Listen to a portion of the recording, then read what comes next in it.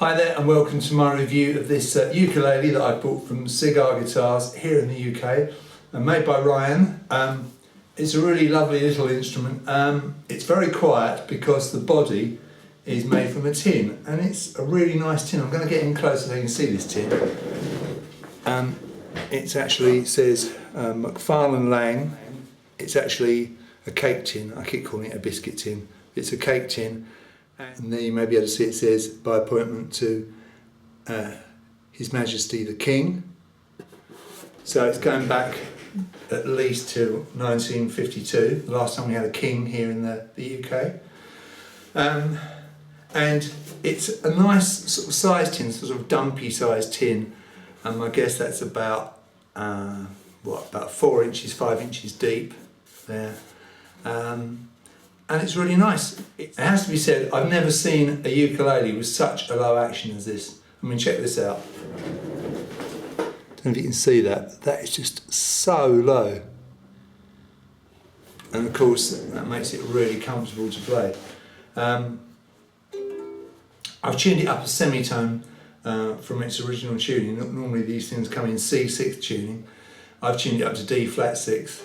For that song which I was playing, which is a song called Jollity Farm, which if you're in the US you probably won't know, but here in the UK it's a fairly well known song, which was done by the Bonzo Dog Doodah Band. It was originally written by Leslie Sarony in the 1920s. So I'm using this very simple string strap, and I've hooked it.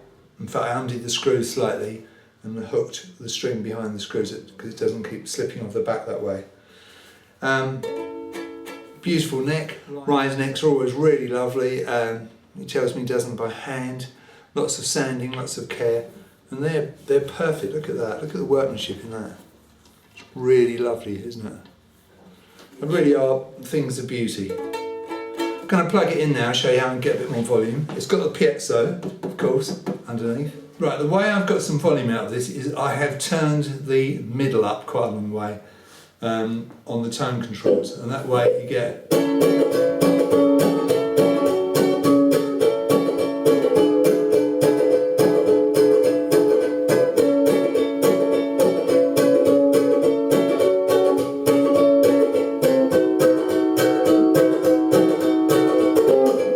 obviously you have to be a bit careful with any piezo pickup because you're picking up noise, but that works pretty well. That'll be loud enough for a school hall.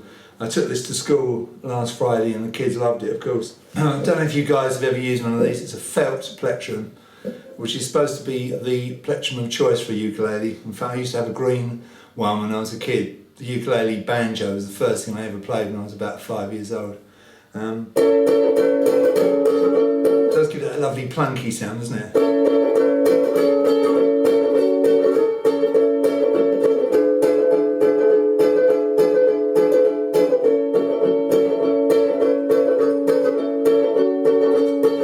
I always say it's practically impossible to be miserable when you're playing one of these things. The only problem I find with a felt plectrum is it does tend to turn around in my hands.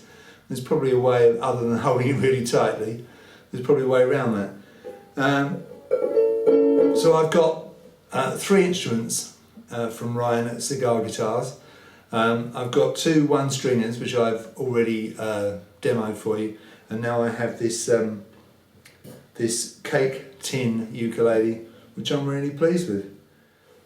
Yeah, I'm in conversation with Ryan about him making me a whole load of Daddy Long Les logoed canjos based on the tobacco tin canjo, and so I'll keep you posted on how that progresses and show you them when they're made. There'll be a while because obviously it's quite a lot of work to do, and we're just sort of figuring out the sums involved, and I was thinking maybe we'd sort of cut the scale down, but that's for the future. Anyway, I hope you enjoyed this review, and I'll see you in the next video.